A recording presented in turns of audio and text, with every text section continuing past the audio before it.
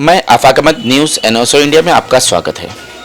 दोस्तों, आज बात करेंगे बच्चों से उनके परिजनों को किस तरह कोविड-19 हो रहा है।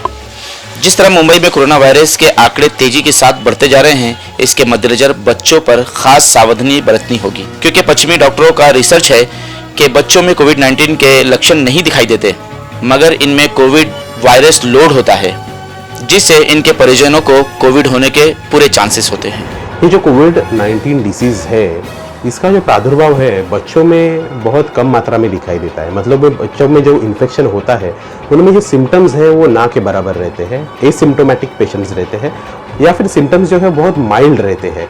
ये ज़्यादा करके बच्चों में ये सिम्टम्स पाए गए हैं या ये प्रकार का प्रेजेंटेशन पाया गया है। तो इसका मेन कारण ये है कि ये जो कोविड-19 का वायरस है, इसका इन्फेक्शन होने के बाद जो इम्यून सिस्टम का रिस्पांस रहता है बच्चों का और एडल्ट्स का, ये दोनों में एक तरीके का फ़र्क पाया गया है। एडल्ट्स का जो इम्यून सिस्टम रहता है वो ओवर रिएक्ट करके इसको रिस्पांस देता है ये वायरस को, वेरएज़ इस तरीके का ओवर रिएक्शन बच्चों में पाया नहीं गया है। इसी वजह से बच्चों में जो सिम्टम्स है वो कम मात्रा में या कम सिवियरिटी में पाए जाते हैं।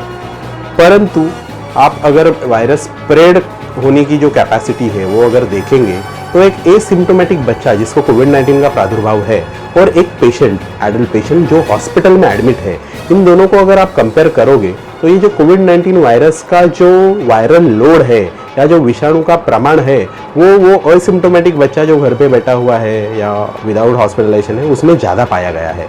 तो वायरल लोड जो है बच्चों में ज़्यादा पाया गया है एज़ कम्पेयर टू एडल्ट्स। तो इस कारण से जो वायरल स्प्रेड है बट ऑब्वियसली बच्चों की वजह से ज़्यादा रहने के चांसेस है। और एसिम्प्टोमेटिक होने के कारण रिस्ट्रिक्शंस कम होते हैं, बच्चा जो है वो सोशली एक्टिव रहता है कि जैसे कि मतलब उसके एक्टिविटीज़ पे जाना या बाकी लोगों के साथ इंटरेक्शन करना, तो इसकी वजह से जो है वायरल स्प्रेड बहुत फास्ट होने की संभावना हो जाती है। एक रिसर्च के मुताबिक 9 साल से कम 2600 बच्चों में कोविड-19 पाया गया है और 12 बच्चों की मौत हो गई है। कि बच्चे असिम्प्टोमेटिक रहते हैं कि उनको कुछ मैनिफेस्टेशन नहीं रहते, ना उनको बुखार रहता है, ना खांसी, ना गले में दर्द या जुलाब उल्टी या बदन दर्द, ऐसे कोई चिन्ह, ऐसे कोई सिम्टम्स उनमें दिखते नहीं है। हमें ऐसा लगता है कि बच्चे में कुछ तकलीफ नहीं है, लेकिन ये वायरस स्प्रेड कर सकते हैं। जब तक बॉडी में वायरस है, तो समझो 2-3 दिन बाद उनको वायरस लगा तो 14 दिन तक या 12-14 दिन तक वो लोग इन्फेक्शन रहते हैं, यानी कि दूसरों को ये वायरस। कोरोना होने के बाद एक डिजीज पाया जाता है जिसको बोलते हैं MIS-C, यानी multi inflammatory systemic disorder corona से होता है। उसमें बच्चे कभी कभी ज़्यादा बीमार हो सकते हैं, जिसमें कभी बुखार आ सकता है, ज़्यादा तेज़ बुखार आता है 103-104, जुलाब उल्टी हो जाती है, कभी बच्चे शॉक में चले जाते हैं, कभी स्किन पे रैशेज आती है, या कभी कभी जॉइंट पे या हार्ट पे असर कर सकता है या पेट में असर कर सकता है, जिसको हम वेस्कुलाइटिस बोलते हैं। एक छोटे बच्चों में ये कावासाकी जैसा बोलते हैं, कावासाकी डिजीज जैसा हो सकता है। बड़ा बच्चा रहता है तो मल्टी इन्फ्लेमेटरी सिस्टमिक डिसऑर्डर, जिसमें जुलाब उल्टियाँ होती है, कभी कफ होता है, तेज़ बुखार आता है। ऐसे हालत में बच्चों को एडमिट करना पड़ता है और कुछ स्पेसिफिक ट्रीटमेंट लगती है, जैसे कि उनको स्टेरॉइड्स देने पड़ते हैं। बच्चों को बिना मास्क सड़कों बाजारों में लेकर ना घूमें, ये बहुत ही खतरनाक है।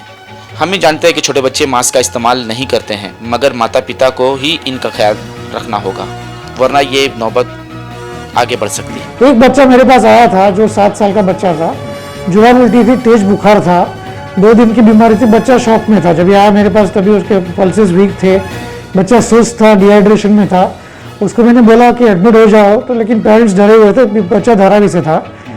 तो मैंने बोला कि कोई बड़े अस्पताल में भर्ती करो, जैसे कि सायन है या वाडिया है, लेकिन वो बोले कि यार सायन या वाडिया में कोरोना के मरीज है तो हम वहाँ भर्ती नहीं करेंगे। वो लोग कोई आजू बाजू में एडमिट किया, वो बच्चा 2 दिन में एक्सपायर हो गया था।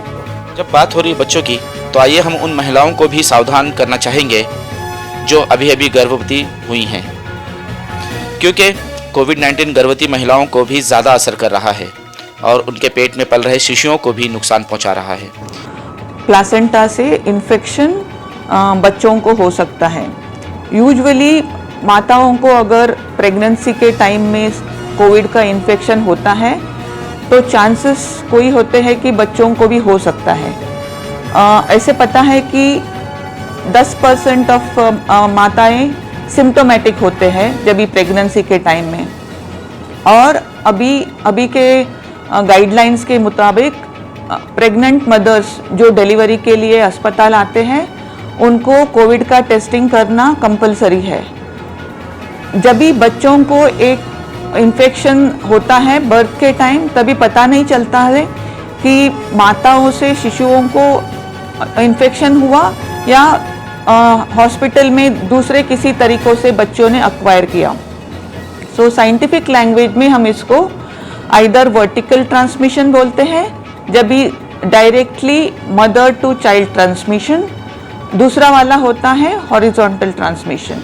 इसी कोविड-19 ने एक महिला के गर्भपात कर चुका है और उसके पेट में पल रहे बच्चे की जान ले ली। जो केस रिपोर्ट हमारे पास आया है ये हमको मुंबई के ESIS हॉस्पिटल से रेफर किया था। जो प्रेग्नेंट लेडी थी उसको फर्स्ट ट्राइमेस्टर मीन्स पहले 3 महीने के गर्भवती थी तभी उसको इन्फेक्शन हुआ था।